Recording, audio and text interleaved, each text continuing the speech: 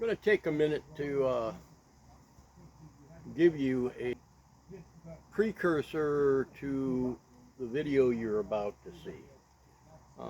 Yesterday, to start with, I ran footage from the night before's Northwest Michigan Fair's rodeo night. All the participants in that particular event are from north of Paris, Michigan. The livestock is owned by a rodeo company out of Paris, Michigan. Horsemen are not limited to west of the Mississippi. And the video you're about to see is a direct response to Garrett Woods talking about what is a cowboy hat and how do you judge a cowboy by the hat he wears. I think is, again, how he went. But here's the thing, yesterday, the video you're about to see, I'm in what I call my winter wardrobe. And I talked about my summer wardrobe. Now this particular hat does still have its hat band in it. I don't work necessarily for a living anymore. Both hats were bought at the same time, and both hats have exactly 2 seasons on it. This is the second season that this hat has been worn, mainly for summer purposes. From March 31st is when I switch out hats to the end of September. The relevance of that is basically my personal relevance. You don't need to know it, but it is a 6-month period of time. So with that in mind, I want you to get a just idea. This is a hat that does not make a living anymore, but yet only been worn for 2 seasons. And it earns its own colors as time goes on, right down to what it does or does not do. That does not mean I don't ever do physical labor anymore, but I don't work for a living. And this is only 2 full seasons, or coming up on 2 full seasons of use. To give you an idea, a cowboy hat, after many seasons, you will know arbitrarily just by that what the season of that person is. I've run across people a heck of a lot younger than I am, who has cowboy hats or western hats that, and nobody wants to see my bald knob, who are far younger than I am, that may have got their hat when they were 14, 15 years old, and by the time it's 30, it looked like a lifetime of living. And in fact, if you're talking 1860, that could be a lifetime of living. We keep seeming to forget arbitrarily that the life expectancy of somebody in 1840 or 1860 is far different than it is today. You don't see, in my case, the guy that I bought my first horse from that lived 5 miles that way is currently 90 plus years old and still rides every week. He still runs a stud. He does everything still at 90 years old. The Northwest Michigan Fair that you saw, whether I'd have been there or not, I'm close enough that I could have heard the night show and the rodeo going on. That's how close I stay to that. Even though I'm here instead of Wyoming or Idaho or Montana anymore, I still stay close to the culture. With that in mind, here's my response to Garrett Woods. Well, looky there. Here you are again. I'm putting together a video after discovering Garrett Woods of the We're Lost in the Woods baseball team, and had come up with his own personal channel. And in that, you know, I always, when I find a new channel that of interest, I always start from the bottom up and work it way up. And he did an episode, and I've only watched one of them so far that relates to this, but it was basically a talking the woods, in which he brought up cowboy hats, where in what a real cowboy is, basically. I'm not quoting word for word, but today I thought I would address that in my own unique style and fashion, because there's always talk about originalities and historical aspects of it, whatnot, and truth of the matter is, a hat doesn't make a cowboy, or neither does the boots they wear necessarily make a cowboy. I'm wearing currently pretty close to what I wore on a daily basis for just about everything.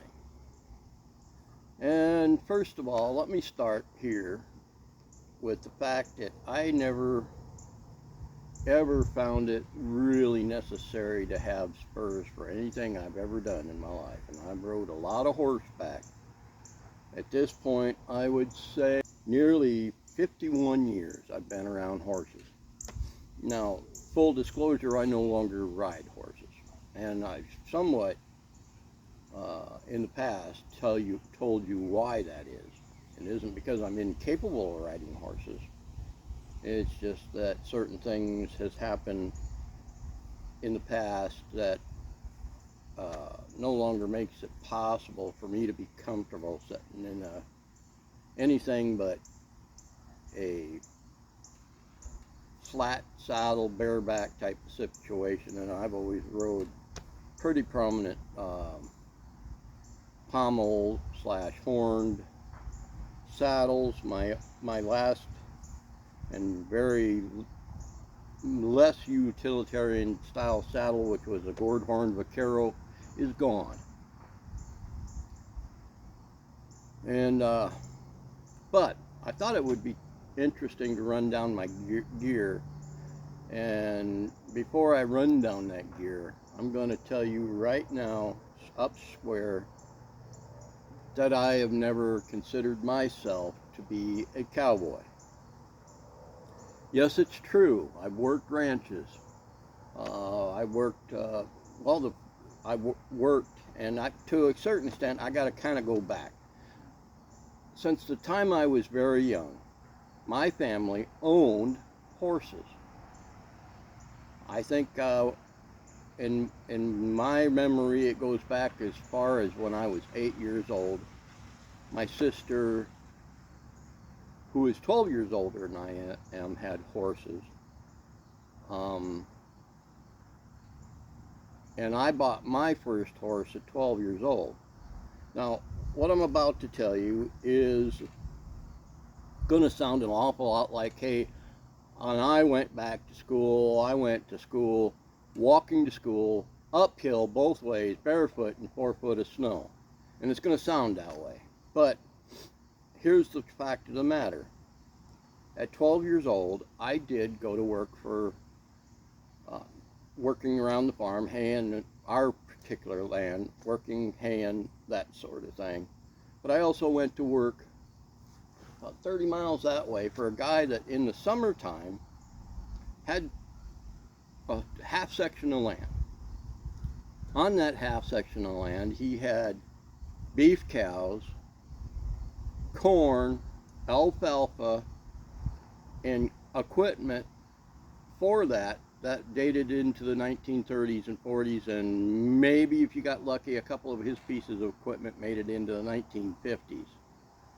So he also had a two-man sawmill.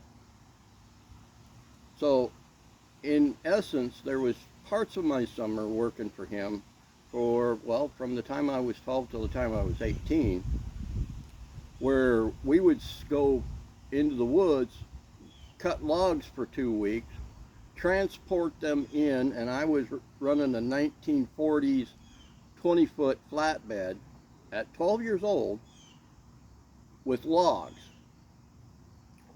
for 2 weeks. After we'd cut during the day, all day, pack it out with us at night, and so on. And then turn around for 2 weeks, we would put them on the mill and turn them into lumber for 2 weeks. But then turn around and when it came to alfalfa time, I would be out cutting the first cutting with a Farmall H with a side sickle mower. Come through after it dried for a day or two with a Farmall A, raking it up. Turn around and we would go out and bale it in an old Massey Harris. Turn around, come back, got that done. It was that kind of a cycle. We were working for the beef unit, we were working for the farming, we were working for the sawmill industry. The man made a ton of money in that day running rough sawed lumber. And when I say a ton of money, he had no overhead at all. Everything he had been on that farm and paid for by his father. I'd go to the next farm and I'd be running Oliver's. Does that make me a top-notch farmer? No. Well, let's go fast forward, and now I'm in Wyoming. The first ranch I went to work for was actually 3 ranches put together for 44,000 acres. We ran both beef cattle and sheep. The guy was into Targhee. The first 2 months that I was there, every time we went to go do something with moving cattle or required working and transporting and moving one place to the other, I would get told to take a Honda CR250 motorcycle. And finally, a particular event came along where I just finally went, and why do I keep getting a motorcycle when there's perfectly good horses? And the answer was, well, you came from Michigan. We didn't think you don't know anything about horses. At which point I let them know that I'd been riding X amount of years, and it took a while, but they gave me that first horse. They gave me the worst horse in the place, thinking I couldn't handle it, and I handled it. Doesn't matter what the horse was like, doesn't matter. When I first hit that state, you weren't automatically accepted as knowing anything because you were not a person from that part of the world. But by the time I left there, I could literally ride a Harley into a ranch, and some of those ranches were state legislatures.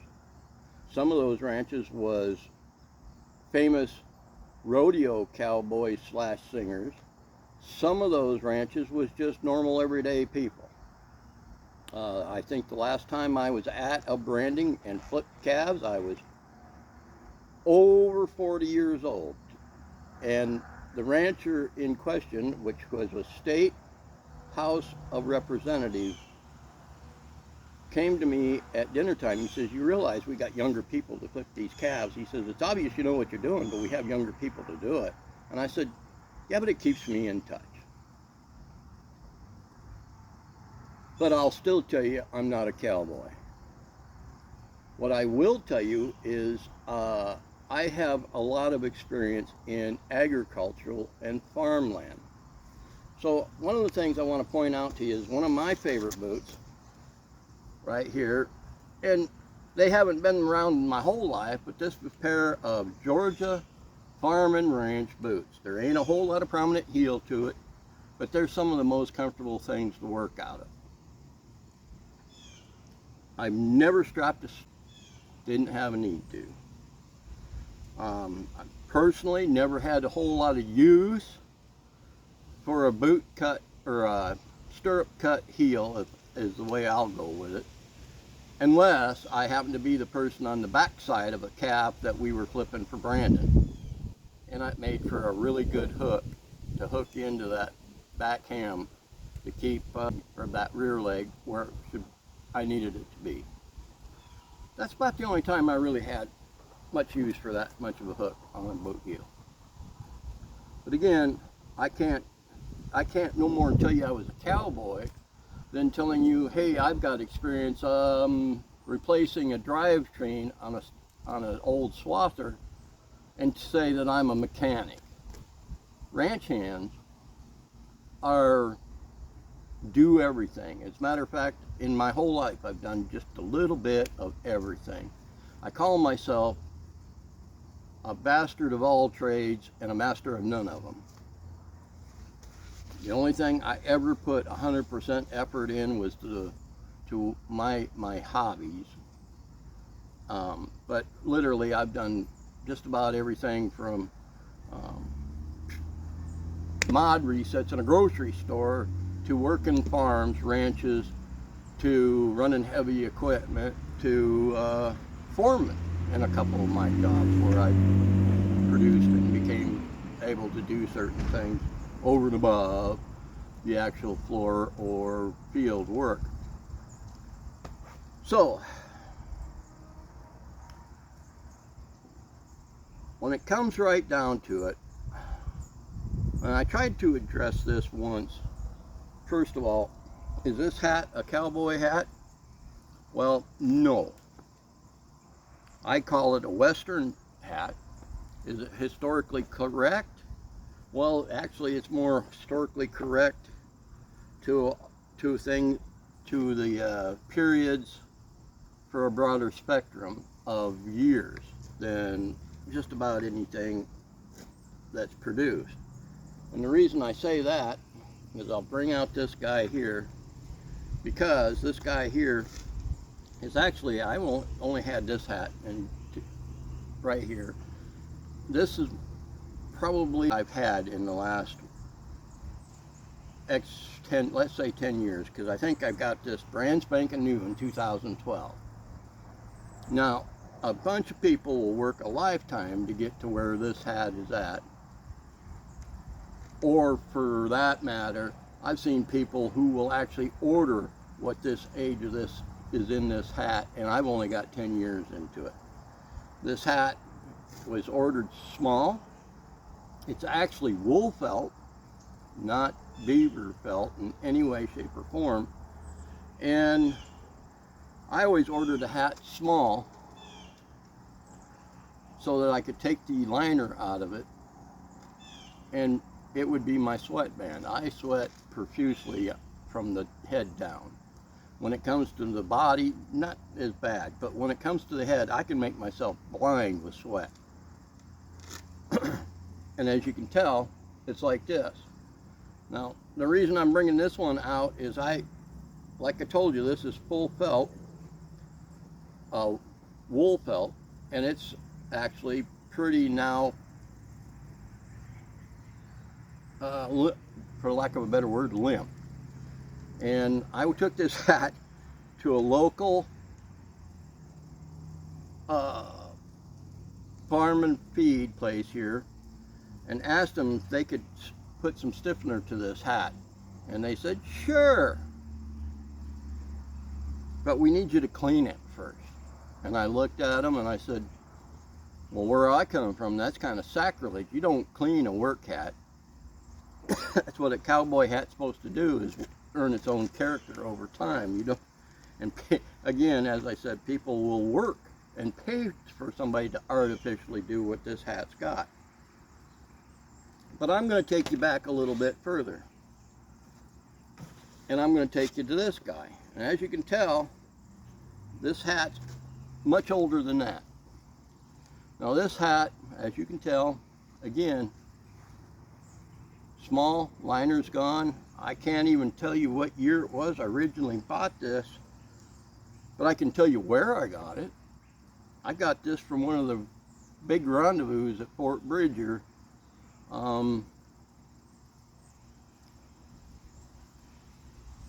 Again, can't tell you what year it was, but this particular hat has actually seen just about every mile of the Rocky Mountain West that the Rocky Mountain West has to offer. And again, it's miles. Is this a cowboy hat? It's done cowboying. It's seen the cowboy world. It's definitely worked a lot of fields. It's definitely been in the back of a motorcycle. It's definitely been back in the back of a motor grader. Whatever the case may be, it's been there. And I've literally, wearing this hat alone, have seen the Rocky Mountains as far north as northern Edmonton, Alberta, went across the Continental Divide up there into British Columbia, and I went as far south as the Mexico border wearing just this hat. Does it make it me more cowboy than the next guy? No, absolutely not. And again, I will reiterate, I've never considered myself a cowboy. I've been a ranch hand, or worked as a ranch hand, but I never really considered myself a cowboy. I can flip a rope with some of the best of them. I've been at the ranch where Mr. T was not only born and owned by, but they also have a barn out there in which I watched a one-armed man take Mr. T and take him for a spin. At that time, he was retired already, but Mr. T nonetheless. And for those in the cowboy world will know who Mr. T is or isn't. But I got to thinking about, Garrett's, what is a cowboy and how do you define a cowboy? And I'm going to refer this back to, I don't know if I have more to add to that. I've spent many hours in a saddle, some of it for pleasure, is what I call pleasure. You know, running anything for firearms on it to go where I wanted to be, to do what I wanted to do. I've worked cattle. I've been a wrangler for an outfitter early in my career, and went into guiding, and guiding wasn't for me. Not because I wasn't a good hunter, but I had a hard time dealing with people who, for a lack of a better word, had moral standard integrity. The time to take, for an example, the time to take pictures of an animal you got while they're still breathing, I just couldn't keep doing that. To have somebody, after wasting 2 or 3 boxes of ammo, look to you and say, could you shoot that for me? I'll pay you extra to shoot it for me. And my answer was always, well, first of all, that's illegal to do, and it's not worth me risking jail time and loss of my hunting privileges. And I could never just, I just couldn't do that anymore. Even when I went into the mountain man thing and would do I killed more bull elk with my bow than any piece of equipment that I have. And I would have different outfitters that knew me from the state beg me to, after they seen that I harvest, would you take my hunter? And I just, no, I could not do it. So I don't know if I got my point across the way I felt I needed to, but these Georgia boots and those that came before it have rode as many miles as any cowboy boot ever made. The same saddle I'd wear these boots in would be ridden with moccasins on almost simultaneously. If you really want to talk about true horsemen and what a cowboy is, you need to look very sharply into the vaquero. If it wasn't for the vaquero, there would never been a cowboy as far as I'm concerned.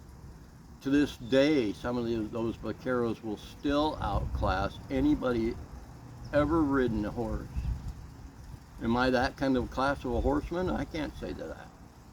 But by God, I can set a green broke or anything even yet to this day.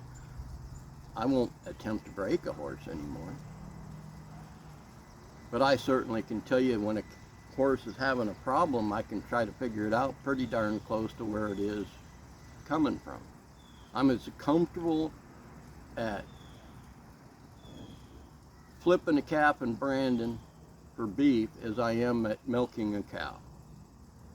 Does that make me any more special than anybody else of my age? No. Do I think I'm a better horseman than anybody else? No. And I want to just leave you with that thought. Think of the can of soup the next time you look at try to measure a cowboy just based on looks alone. That's probably the closest indicator you'll run across. If he ain't got that kind of a sharp contrast in his face, and I don't care what color of the skin it started out, there will be that much of a difference from here up. Right there. With that, you came here wearing your feelings on your sleeve, looking to get your butt hurt. Well, you're going to come to the right place. Good evening.